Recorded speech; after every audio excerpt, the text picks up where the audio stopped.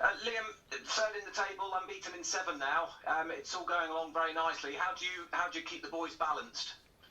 Uh, about being open, being honest, and talking through it with them. I think that's the really important bit. I think that we have a culture where we're clear where we want to get to, but also that when you're doing well and you're on a good run, the same as when you're in a bad run, it's around assessing performance. What can we do better? What did we do well? And I think that consistency in good times, bad times is really important. That it doesn't change. That ultimately it's about us trying to become the best versions of ourselves, and then the team becoming the best version of itself. So I think that's the biggest thing: being open, talking about it, and then ultimately still looking to improve and looking to get better. It's a fairly young squad. In these times where you are on a good run, how do you get your message across? Do they take it all in, or do you need a little bit of experience in there just to say it's not always like this, lads? I think again, although they're young, I think we have some really mature players. I think we have some real, like I say, actual birth years. They might seem young, but when you look at them in terms of level of maturity and how they carry themselves, they're actually they come across as a lot more, a lot older than what they actually are. So I think what we have got is a group of hungry players that want to achieve things, that want to get better, that want to progress. So again, I think it's us understanding the angle we take to make sure that we keep on that trajectory of improving and getting results and performances. And then I think like I say, leaning on people like Skip to to influence some of the younger guys and to pass on some of his experiences. I think back to Cheltenham away earlier in the year when we the mood in the changing room of real disappointment on a 1-1 draw away. Skip's there to go, look guys, and a point away from home is not always a bad thing. Come the end of the season. So having someone like that is key for the guys. Just keep us back on track. Keep us focused on where we're trying to get to. At this early stage, I just wondered what the relationship was like between you and the other Liam Sweeting. How's that progressing? Yeah, really well, really well. We speak daily. I think again he's been terrific for me since I've come in terms of him and Simon, to be fair, in getting up to speed with the club, the culture, some of the history. I think that they've been great from that front. And then Liam's great. I think he's a real calming influence. Someone that's been great for me to kind of bounce ideas off, or just actually just discuss certain things. So nothing but positive things to say about how we've worked together, and I think it's something that's going to go strength to strength. I mean, it's a model that we've seen on the continent. The clubs like Watford have done it for a long time now. MK Dons are one of the first of the teams below Championship to do it, but it seems to be a good model. Yeah, it's one that makes perfect sense for me. I think with Liam's sort of expertise and his background as well in recruitment analysis, it ultimately allows me to really concentrate and focus on the day-to-day of improving the players that we have here and improving the team and how they perform. So I think what Liam can then do is obviously work on the recruitment side of things and have that that top level overview, which sometimes when you're in it day to day and the intensity of the games, the training, sometimes difficult to step back and see that. So I think it's a structure, it's a model that I really buy into. I think it is the right way to work in for me and for the club here at the minute. So nothing but positive things to say. We just chatted to Matt O'Reilly, and again, striking, not maybe just MK Dons, but a lot of other clubs. These guys are now really intelligent, as well as being good footballers. I don't know whether that's a recruitment policy at the club to bring in good footballers, but also bright ones as well. Yeah, and I think you have to give a lot of credit as well to numerous academies across the country. I think that lots of positives and lots of negatives. I'm sure that people have opinions on from EPPP, but what it has done is create accountability and put certain processes and things in place that ultimately young players coming through academy systems now are guaranteed. So whether it's analysis, whether it's gym programs, whether it's it's aspects like that. I think what you then end up with is players at 20, 21, 22 now that have been through that post EPPP era. I think what you then do get is players that are actually have such a higher level of awareness of actually what being an elite athlete is. And I think that what we have got here is, and again, it's not coincidence, I think that the recruitment that was done, in the summer was terrific in terms of recruiting the right types of characters that are, that are hungry, that are ambitious, that do want to learn, that, want to, become the best versions of themselves. So I think it's then a case, and, there's an obligation for me on, myself and the staff and the people involved in the program here to make sure that,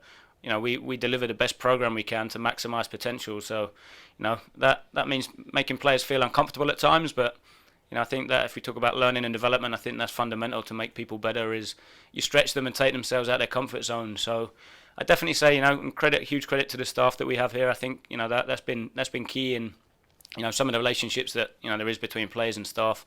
To continue building on some really good things so far. What about your squad? You don't have too many injuries. How's that looking? How's David Kasumu? Yeah, David's back, and will be involved at some point tomorrow, I'm sure. I think when you look at it, high competition gives me some sleepless nights. It gives me lots of headaches, which is obviously a really good thing. I think when you look at it, we've got really good depth.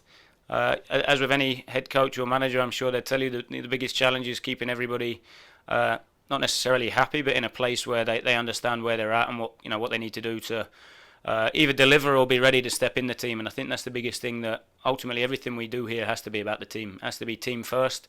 And then, like I say, everyone then making sure that if they're in the team, can they fight to stay in it? And if they're not, can they fight every single day?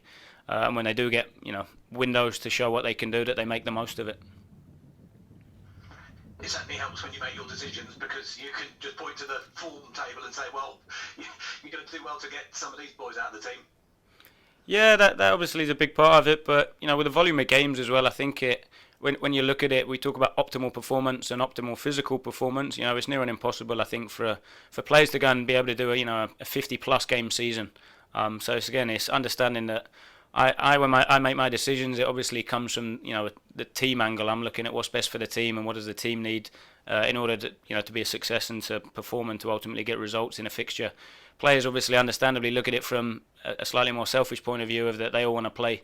So again, I think that the one that I have to make sure that I do is communicate to the players the decisions I make and why, and then support them through that, and ultimately put it on them a little bit and work with them to make sure that when they do get their opportunities, they're ready to step in and make the most of it. But yeah, like I say, the group are in a good spot at the minute as well. So it's making sure that people that are being patient, when they get the opportunity, they make the most of it. What do you make of Wycombe? Because they were relegated from the Championship last season, but if you looked at their form towards the end of the season, I think they're unbeaten in 6 or 7 in the Championship. Kept the core of the squad. Only lost Fred and the other midfielder, Musquay. So it's, for all intents and purposes, it's a kind of a Championship squad, and it's no wonder they're 5th in the table. Yeah, no, a really difficult game. I think what they have there is you can see it as well, I think, from the outside.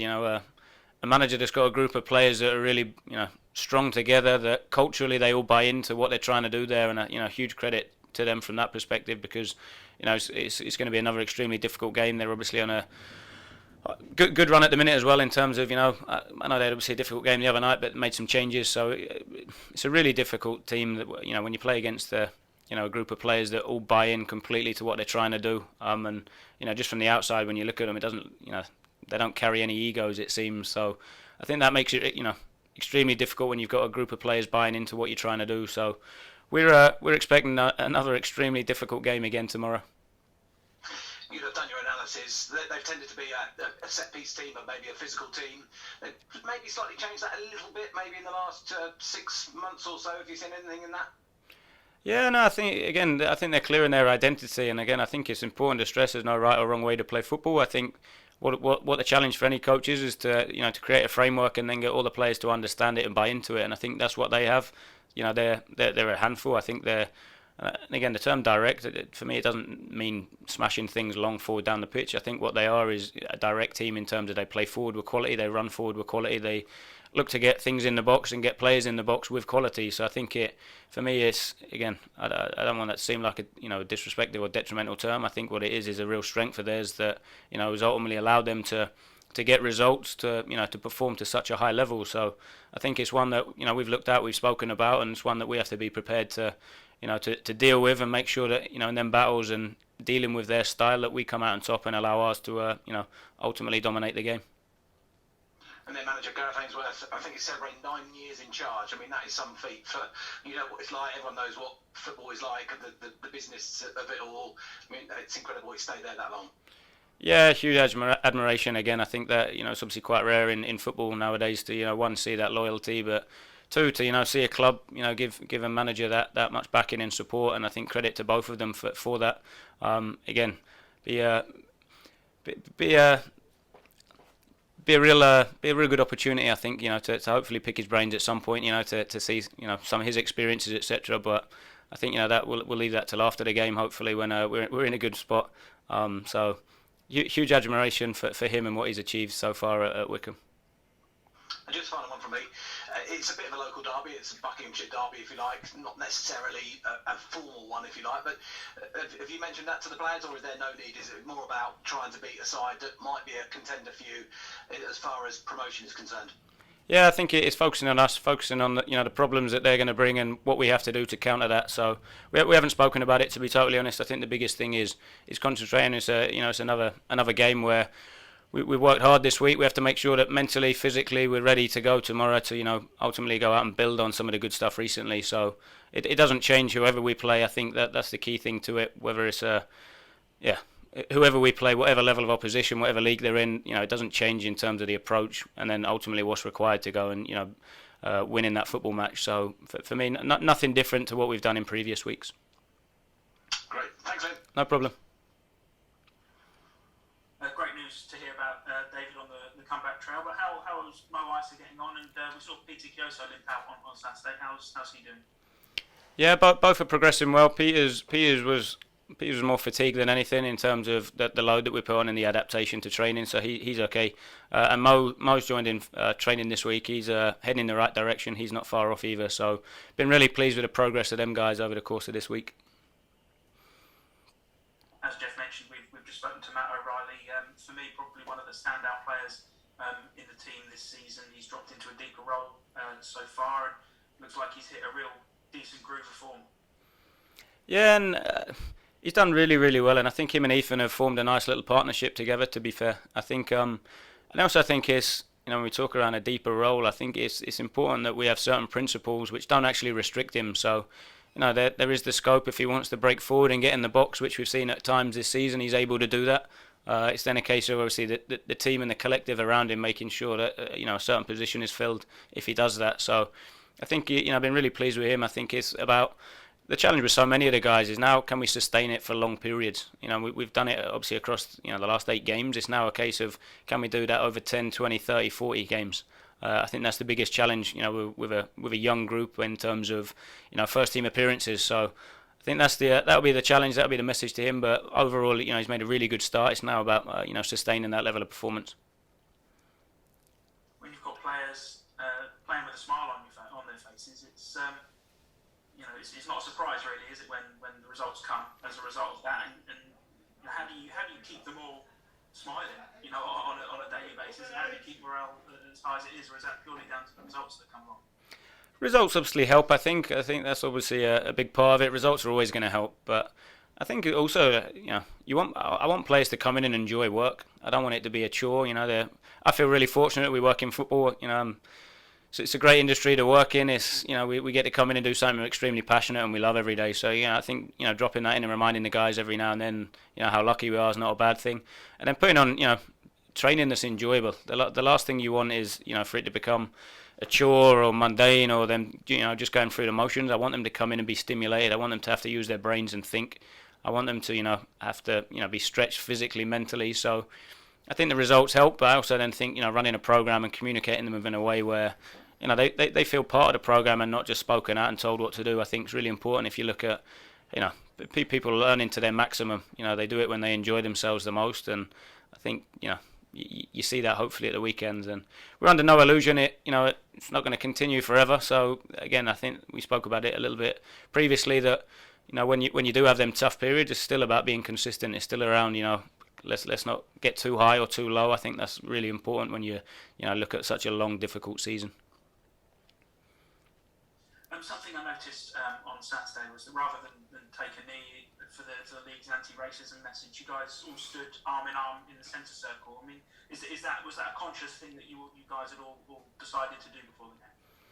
Yeah, it was a collective decision. The players spoke to me and we had a conversation around it. I think as with everybody now, I think let's be clear, we're all united against discrimination and racism. Everybody, that's not the point of it. I think everyone is on the same page, and we obviously at this football club certainly are. I think the next steps is what we've been doing it quite a long while now, and what it can't become is just a case of it's just a part of a process before the game that you go through, and I think that's what I think you've started to see a few players and clubs are starting to feel that and starting to feel the frustration with it. So again, totally agree that we need to show that we stand against it, but ultimately I think the bigger picture is that we can only stir up the the profile of it and the interest and the amount of media coverage it had in the early days of it. I think the next bit is now that there needs to be serious sanctions and repercussions when it does happen, and I think that's the frustration I think from some of the players and some clubs and people involved in the sport is that we've managed to raise a huge amount of coverage in it. And raise the profile of what we're trying to do and trying to have an impact, and that's what's fantastic about the sport is that we can do that. The next bit then has to go above our heads in terms of whether it's governing bodies, whether it's big companies that where provide platforms for people to do things. The next bit then has to be the sanctions and the repercussions to it, and I think that's what everybody's now waiting for that bit to happen. I think we spoke about it today. At what point do you how long does it go on for before things change? And I think that's what the group had spoken around, and I'm in full support of the group here in terms of 100% we want to show that we're united against it, but it's now a case of come on then, like what's next, what's going to happen.